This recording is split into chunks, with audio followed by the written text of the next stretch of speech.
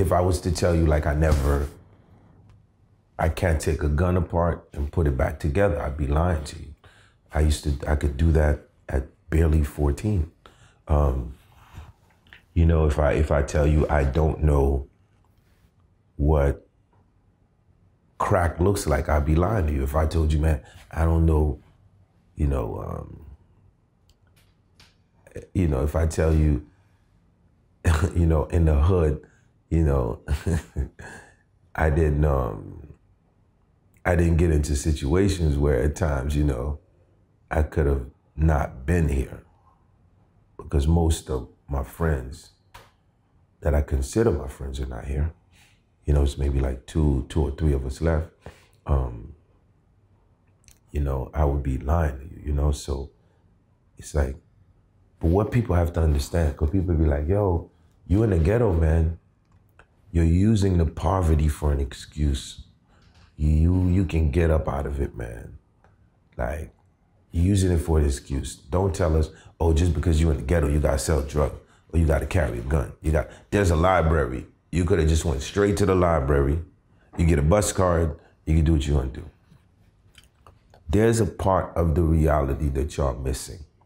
The part of the reality that you're missing is when we get out of our house and we put the backpack on, to get to the library, we have to go through a section.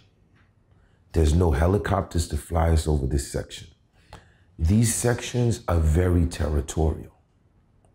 So it's like, so you find yourself moving with your own crew, because to get through certain sections, you know, you risk the factor of getting jumped, and you ain't gonna let nobody jump your sister. You ain't gonna let nobody put hands on your brother. So crossing this, what happens is, this part is where politicians have failed us, because I was a little kid and I've seen my cousin, you know, or different people get killed.